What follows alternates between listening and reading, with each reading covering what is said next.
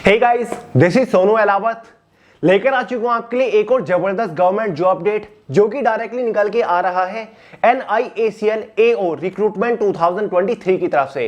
NIACL मतलब new India assurance company limited, जो कि ministry of finance government of India के अंडर आता है। इसी के अंदर AO मतलब एडमिनिस्ट्रेटिव ऑफिसर की पोस्ट के ऊपर वैकेंसीज आ चुकी है। देखिए दोस्तों, ऑल इंडिया की वैकेंसी मेल और फीमेल दोनों ही कैटेगरी कैंडिडेट के लिए एकदम जबरदस्त वैकेंसी रहने वाली है। देखिए दोस्तों, 2023 के अंदर मेरे हिसाब से सबसे ग्रैंड अपॉर्चुनिटी ये आपके लिए होने वाली है, क्योंकि दोस्तों डिपार्टमेंट तो अपने आप में जबरदस्त है ही, और इस पोस्ट के ऊपर सिलेक्शन होने के बाद सैलरी भी आपको काफी जबरदस्त देखने को मिलती है। तो आगे इस वीडियो में इस रिक्रूटमेंट के रिगार्डिंग कंप्लीट डिटेल्स आपको प्रोवाइड कराने वाला हूं। पोस्ट डिपार्टमेंट वैकेंसीज के बारे में तो बात करेंगे, साथ ही इसका detail selection procedure step by step आपको समझाऊंगा। एलिजिबिलिटी क्राइटेरिया के बारे में बात करेंगे, एज लिमिट, एजुकेशन क्वालिफिकेशन की मिनिमम रिक्वायरमेंट क्या है, एग्जाम पैटर्न डिस्कस करेंगे, इसके एग्जाम का detail syllabus topic wise subject wise PDF form में आपको प्रोवाइड करूंगा। सिलेक्शन होने के बाद इस पोस्ट के ऊपर आपको इनिशियल इनहैंड सैलरी क्या मिलेगी, exam centre, job location, job profiles के बारे में बात करने वाले हैं। और साथ ही दोस्तों प्रीवियस ईयर की कट ऑफ भी कैटेगरी वाइज आपके साथ शेयर करने वाला हूं, जिससे आपको आइडिया लग जाएगा कि हाँ लास्ट ईयर कट ऑफ क्या गई थी, इस बार हमें कितनी मेहनत करनी पड़ सकती है। तो दोस्तों अगर आप इस वैकेंसी को लेकर थोड़े से भी इंटरेस्टेड है ना, तो वीडियो को आखिर तक जरूर देखिए। तो चलिए बहुत ज्यादा टाइम वेस्ट क्यों करें, फटाफट वीडियो शुरू करते हैं। और हाँ दोस्तों, आप लोगों का अमेज़न के ऊपर जबरदस्त रेस्पॉन्स देखने को मिला है वे टू सक्सेस की करंट अफेयर की ओवरडोज मैगजीन के ऊपर। जून 2022 से लेकर के अभी तक के सभी most important current affairs cover कर रखे हैं इन करंट अफेयर ओवरडोज मैगजीन के अंदर। अमेज़न के ऊपर हिंदी और इंग्लिश दोनों ही लैंग्वेज में अवेलेबल है, परचेज कर लीजिएगा, लिंक डिस्क्रिप्शन बॉक्स में है। तो चलिए दोस्तों बढ़ते अपनी वैकेंसी की तरफ। जैसे कि शुरुआत में ही आपको बता दिया है, डिपार्टमेंट है हमारा NIACL मतलब new India assurance company limited, जो कि एक सेंट्रल गवर्नमेंट लेवल का डिपार्टमेंट है, ministry of finance government of India के अंडर ही आता है। इसके अंदर एडमिनिस्ट्रेटिव ऑफिसर की वेरियस पोस्ट के ऊपर वैकेंसीज आ चुकी है। सभी पोस्ट को कंबाइन करके टोटल नंबर ऑफ वैकेंसी 450 है। लेकिन जो सबसे बेस्ट पोस्ट है और जिस पोस्ट के लिए टोटल नंबर ऑफ वैकेंसीज भी सबसे ज्यादा है, वो है जर्नलिस्ट की पोस्ट, जिसके लिए 120 वैकेंसी है। और इस पोस्ट के लिए एजुकेशन क्वालिफिकेशन भी कोई खास कॉम्प्लिकेटेड नहीं है, मैक्सिमम एस्पिरेंट इजीली इस पोस्ट के लिए एलिजिबल होंगे। तो आगे इस वीडियो में इस पोस्ट के रिगार्डिंग ही हम एकदम डिटेल से बात करेंगे। सबसे पहले बात कर लेते हैं इंपोर्टेंट डेट्स के बारे में। दोस्तों इस वैकेंसी के लिए ऑनलाइन फॉर्म ऑलरेडी आज से यानी कि 1 अगस्त 2023 से स्टार्ट हो चुके हैं। फॉर्म की जो लास्ट डेट रखी गई है 21 अगस्त 2023 रखी गई है। इसका जो प्रीलिमिनरी एग्जाम कंडक्ट कराया जाएगा वो एग्जैक्टली 9 सितंबर 2023 को कराया जाएगा। तो भाई तैयारी शुरू कर दीजिए, क्योंकि इसका सिलेक्शन प्रोसीजर बहुत ही फास्ट चलता है। फॉर्म फीस के बारे में बात करें, जनरल ओबीसी ईडब्ल्यूएस कैटेगरी के लिए 850 फॉर्म फीस चार्ज किए गए हैं। ST/SC PH कैटेगरी के लिए केवल 100 रुपए फॉर्म फीस चार्ज किए गए हैं। एलिजिबिलिटी क्राइटेरिया में सबसे पहले एज लिमिट को डिस्कस कर लेते हैं। जनरल वालों के लिए मिनिमम एज लिमिट 21 साल है, मैक्सिमम 30 साल रखी गई है। जो आपकी एज कैलकुलेट होगी वो एज ऑन 1 अगस्त 2023 तक होने वाली है। ST/SC OBC वालों को एज के अंदर रिलैक्सेशन मिलता है। OBC वालों को 3 ईयर का मिलेगा, ST/SC वालों को 5 ईयर का एज के अंदर रिलैक्सेशन मिलेगा। एजुकेशन क्वालिफिकेशन में अगर आपने कोई भी बैचलर डिग्री पास की हुई है तो आप एलिजिबल है, आप फॉर्म अप्लाई कर सकते हैं। जनरल OBC वालों के ग्रेजुएशन में 60% मार्क्स होने चाहिए। ST/SC PH वालों के अगर ग्रेजुएशन में 55% मार्क्स है तो आप एलिजिबल है, आप फॉर्म अप्लाई कर पाएंगे। अब फाइनली बात करते हैं इसके सिलेक्शन प्रोसीजर के बारे में, यानी कि जब आप इस वैकेंसी के लिए ऑनलाइन फॉर्म अप्लाई कर दोगे तो फाइनल सिलेक्शन लेने तक आपको किस किस स्टेज से होकर गुजरना पड़ेगा। बेसिकली दोस्तों इसका complete selection procedure 3 major stages के ऊपर टिका हुआ है। स्टेज फर्स्ट में आपका एक एग्जाम कंडक्ट कराया जाएगा, डिटेल से बताऊंगा। स्टेज सेकंड में आपका एक मेंस एग्जाम कंडक्ट कराया जाएगा, उसके बारे में भी आपको सारी डिटेल्स दूंगा। स्टेज थर्ड में आपका एक पर्सनल इंटरव्यू होने वाला है, इसके बारे में भी सारी जानकारी दूंगा। तो चलिए सबसे पहले बात करते हैं स्टेज फर्स्ट के बारे में, जिसमें आपका एक प्रीलिमिनरी एग्जाम कंडक्ट कराया जाएगा। यह एग्जाम आपका 100 क्वेश्चंस का होगा, 100 नंबर का आपका एग्जाम होगा। एग्जाम आपका 3 सेक्शंस के अंदर डिवाइडेड है, मतलब 3 डिफरेंट सब्जेक्ट से एग्जाम में क्वेश्चन पूछे जाएंगे। सब्जेक्ट फर्स्ट है हमारा इंग्लिश लैंग्वेज, इससे टोटल 30 क्वेश्चन आएंगे, 30 मार्क्स का ये सेक्शन रहेगा। 20 मिनट्स इस सेक्शन को सोल्व करने के लिए आपके पास टाइम रहेगा। दूसरा सेक्शन रीजनिंग एबिलिटी का रहेगा, 35 क्वेश्चन आएंगे, 35 मार्क्स का ही ये सेक्शन रहेगा। 20 मिनट्स आपको इस सेक्शन को सोल्व करने के लिए मिलेगा। तीसरा सेक्शन क्वांटिटेटिव एप्टीट्यूड रहेगा, 35 क्वेश्चन आएंगे, 35 मार्क्स का ही ये सेक्शन है, और इस सेक्शन के लिए भी आपके पास 20 मिनट्स होने वाली है। इसी के बेसिस पर एग्जाम में टोटल 100 क्वेश्चन आएंगे, 100 नंबर का ही आपका पेपर रहने वाला है, और 60 मिनट ओवरऑल क्वेश्चन पेपर की टाइम ड्यूरेशन हो जाती है। एग्जाम में 1/4 की नेगेटिव मार्किंग भी रखी गई है।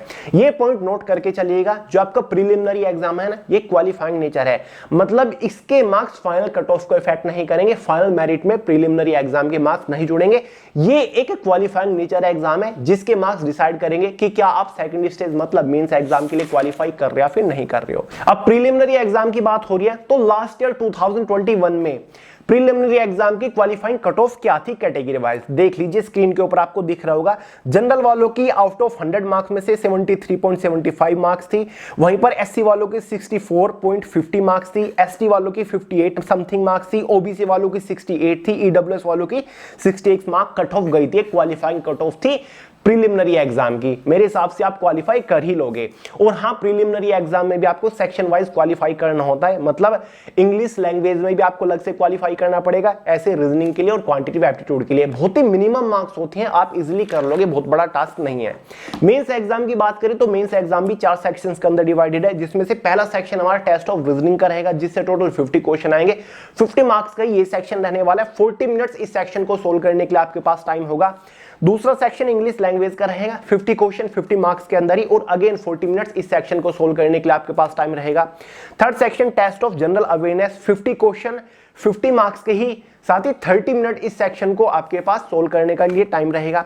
चौथा section test of quantitative aptitude रहेगा, 50 क्वेश्चन आएंगे 50 नंबर के अंदर ही, और 40 मिनट इस सेक्शन को सोल्व करने के लिए आपके पास टाइम रहेगा। इसी के बेसिस पर मेंस एग्जाम में टोटल 200 क्वेश्चन आएंगे, 200 मार्क्स की आपका मेंस एग्जाम रहने वाला है, और मेंस एग्जाम की टोटल टाइम ड्यूरेशन 2.5 आवर हो जाती है, मतलब लगभग 2.5 घंटे आपकी टाइम ड्यूरेशन हो जाएगी मेंस एग्जाम की। और ऑब्जेक्टिव रहेगा हिंदी और इंग्लिश, यानी कि बाइलिंगुअल आपका एग्जाम रहेगा। मेंस एग्जाम में 1/4 मार्क्स की नेगेटिव मार्किंग रहेगी। मेंस एग्जाम के साथ साथ आपका एक डिस्क्रिप्टिव पेपर भी होगा, जिसमें आपको लेटर और एसे लिखने होंगे, जो कि 30 मार्क्स का होने वाला है। ठीक है, 30 मिनट्स का ही आपका रहेगा, जिसमें आपको एक तो लेटर लिखना है जिसके लिए 10 मार्क आपको दिए जाएंगे, साथ ही एक एसे लिखना है जिसके लिए 20 मार्क्स आपको दिए जाएंगे। और डिस्क्रिप्टिव पेपर केवल इंग्लिश लैंग्वेज में ही होगा, मतलब आपको इंग्लिश लैंग्वेज में ही राइटिंग करनी है।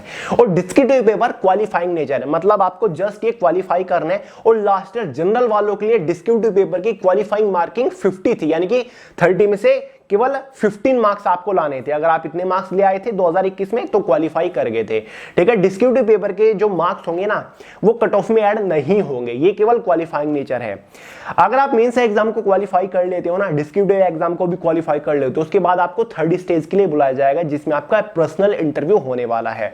अब दोस्तों यहां पर मेंस एग्जाम की बात करें तो लास्ट ईयर 2021 में मेंस एग्जाम की कट ऑफ क्या थी, एक बार उसके ऊपर भी नजर डाल लीजिए। स्क्रीन के ऊपर आप देख रहे हैं जनरल वालों की 200 में से 100 मार्क्स कट ऑफ गई थी, एससी वालों की 200 में से 71.75 मार्क्स गई थी, एसटी वालों की भी समथिंग 70 मार्क्स थी, ओबीसी वालों को भी 70 मार्क्स थी, ईडब्ल्यूएस वालों की 74 मार्क्स कट ऑफ गई थी। 2021 की मैं बात कर रहा हूं मेंस एग्जाम की, जो मार्क्स डिसाइड कर रहे थे कि क्या आप सेकंड स्टेज थर्ड स्टेज मतलब इंटरव्यू के लिए क्वालिफाई कर रहे हो या फिर नहीं कर रहे हो। ठीक है, तो ये आपकी कट ऑफ थी। इससे आपके कॉन्सेप्ट तो माइंड का आइडिया लग जाता है कि कितनी तैयारी आपको करनी पड़ेगी।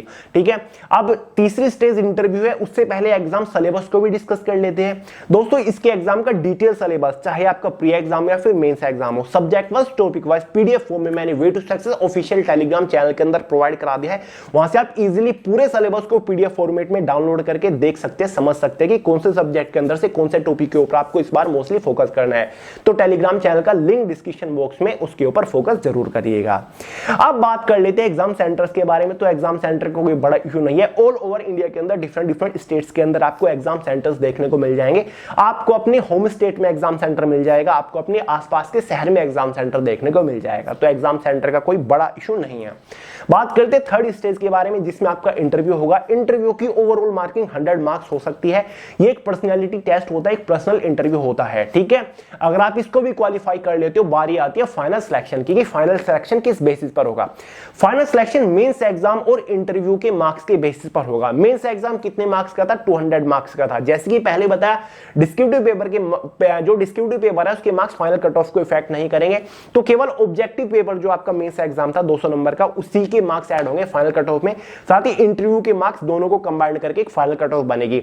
अब जो 200 नंबर का मेंस एग्जाम था, ये कट ऑफ 200 में से नहीं बनेगी, इसको कंप्रेस कर दिया जाएगा और इसको कंप्रेस करके 75 मार्क्स कर दिया जाएगा। ठीक है, और साथ ही इंटरव्यू अगर 100 मार्क्स का है, उसको भी कंप्रेस करके 25 मार्क्स कर दिया जाएगा, यानी कि 3 से डिवाइड कर दिया जाएगा। ठीक है, तो जो फाइनल कट ऑफ बनेगी ना आपकी, वो 100 मार्क्स में से बनेगी, क्योंकि फाइनल जो सिलेक्शन होगा वो मेंस एग्जाम और इंटरव्यू के बेसिस पर होगा। और क्लियरली वेटेज दिया हुआ है नोटिफिकेशन में कि मेंस एग्जाम का 75 मार्क्स रहेगा और इंटरव्यू का 25 मार्क्स रहेगा। तो दोनों को कंबाइन करें तो 100 मार्क्स हो जाता है। जो फाइनल कट ऑफ आएगी वो 100 मार्क्स में से आएगी, ठीक है। कैटेगरी वाइज ही कट ऑफ बनने वाली है। अब 2021 में फाइनल कट ऑफ क्या थी इसके बारे में मुझे कोई ज्यादा जानकारी नहीं मिली। अगर आपके पास कोई ज्यादा जानकारी हो या फिर आपने एग्जाम दिया था लास्ट ईयर तो कमेंट बॉक्स में मेंशन जरूर कर दीजिएगा कि भैया last year final cut off ये थी इस एग्जाम की, ठीक है, जर्नलिस्ट की पोस्ट के ऊपर। हालांकि लास्ट ईयर वैकेंसीज थोड़ी ज्यादा थी, 300 के आसपास थी इस पोस्ट के ऊपर। तो भाई इस तरीके से आपका सिलेक्शन होगा। अब फाइनली बात कर दे कि सिलेक्शन होने के बाद एडमिनिस्ट्रेटिव ऑफिसर जर्नलिस्ट की पोस्ट के ऊपर आपकी इनिशियल इन हैंड सैलरी क्या रहेगी। इस पोस्ट की बेसिक सैलरी ही आपकी 50,000 है। तो समझ लीजिए फिर ग्रोस और नेट सैलरी आपकी कितनी होगी, क्योंकि इसमें आपके अलावेंस भी लगेंगे।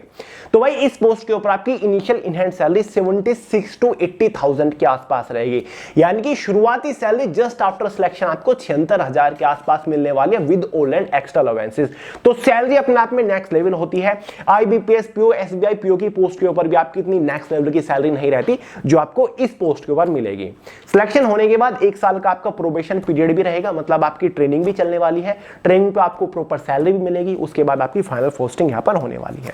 अब यहां पर बात करें जॉब लोकेशंस के बारे में, तो जॉब लोकेशन आपकी ऑल ओवर इंडिया के अंदर रहने वाली है। हालांकि NIACL का जो हेड ऑफिस है वो मुंबई के अंदर है, लेकिन ऑल ओवर इंडिया के डिफरेंट स्टेट्स में आपकी इसकी जो रीजनल ऑफिस वो भी हैं, तो उनके अंदर आपकी पोस्टिंग रहेगी। जो प्रोफाइल के बारे में बात करें, इस पोस्ट के ऊपर सिलेक्शन होने के बाद काम क्या करना पड़ेगा, तो भाई ये एक पूरी तरीके से ऑफिसर लेवल की पोस्ट है। यानी कि जिस भी ब्रांच के अंदर आपकी फाइनल पोस्टिंग हो रही है उस ब्रांच को आप हेड करोगे, ठीक है।